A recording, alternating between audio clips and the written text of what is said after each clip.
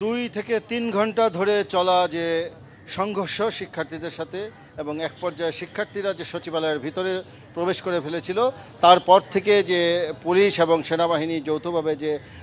অ্যাকশনে গিয়ে ছত্রভঙ্গ করে দিয়েছিল শিক্ষার্থীদের, তারপরে কিন্তু এই সংঘর্ষ ছড়িয়ে পড়েছিল শিক্ষা ভবন থেকে শুরু করে সচিবালয় হয়ে জিপিও, বাইতুল মোকাররম, গুলিস্তান হয়ে এর আশেপাশের এলাকায় ছড়িয়ে পড়েছিল। সেই সংঘর্ষ এখন কিছুটা পরিস্থিতি শান্ত এবং জিপিও মোড়ে যে পুলিশ সদস্যগুলো যারা ছিল অবস্থান নিয়ে এতক্ষণ, তারা ধাওয়া দিয়ে শিক্ষার্থীদের মূলত বাইতুল মোকাররম মসজিদ এবং স্টেডিয়াম মার্কেটের যে রয়েছে সেই সড়কটিতে শিক্ষার্থীরা বিভিন্ন অলিগলিতে প্রবেশ করে ছড়িয়ে ছিটিয়ে পড়ে এবং এখন আমরা এই মুহূর্তে দেখছি যে পুলিশ সদস্যরা আস্তে আস্তে জিপিও থেকেও সরে গিয়েছে। তবে এখানে আমরা দেখতে পাচ্ছি কিছু শিক্ষার্থীর সাথে স্টেডিয়ামের সামনে এবং বাইতুল মোকাররমের দক্ষিণ দিকে, অর্থাৎ এখানে কিছু শিক্ষার্থীর সাথে আশেপাশের যে দোকান এবং ফুটপাতের হাজারো ব্যবসায়ী ছিল, তাদের দোকানপাটগুলো যে বন্ধ হয়ে রয়েছে, মূলত তারাও কিন্তু ওই জায়গায় শিক্ষার্থীদের সাথেই দাঁড়িয়ে অবস্থান করছে।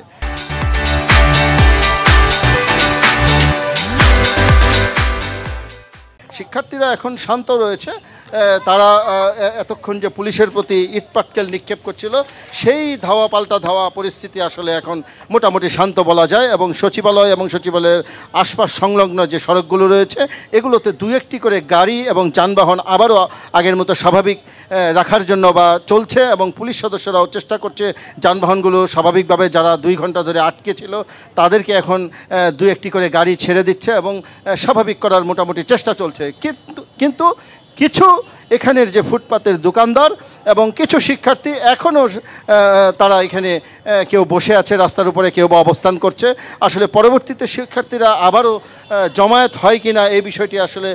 বলা যাচ্ছে না, কারণ এর আগেও দেখা গিয়েছে যে পুলিশের ধাওয়ায় ছত্রভঙ্গ হয়ে যাওয়ার পরেও কিন্তু শিক্ষার্থীরা আবারও সংগঠিত হয়ে পুলিশের উপর আক্রমণ করেছে। তো এখন আমরা দেখতে পাচ্ছি যে শুধুমাত্র স্টেডিয়ামের সামনের যে সড়কটি রয়েছে সেই সড়কটিতেই যানবাহন চলাচল বন্ধ রয়েছে, অর্থাৎ জিপিও থেকে স্টেডিয়াম পর্যন্ত। আর সচিবালয়, শিক্ষা ভবন, দৈনিক বাংলা মোড়, গোলাপ শাহ মাজারের যে রোডটি রয়েছে সেগুলোর যানবাহন চলাচল মোটামুটি কিছু কিছু করে স্বাভাবিক করার চেষ্টা করছে পুলিশ। যেটি জানতে চাই সেটা হচ্ছে সচিবালয়ে যারা কর্মকর্তা কর্মচারী আছেন তারা কি সেখান থেকে এখনো কি আটকা আছে নাকি না সেখানে পরিস্থিতি স্বাভাবিক হয়েছে? এখানে অবস্থান করে আছে, তবে পুলিশ সদস্যদের আমরা দেখতে পেয়েছি আস্তে আস্তে তারা তাদের ফোর্সগুলিকে এখান থেকে সরিয়ে নিয়ে যাচ্ছে এবং পরিস্থিতি কিছুটা শান্ত হচ্ছে এবং সচিবালয়ের দিকে পুলিশ সদস্যরা চলে যাচ্ছে।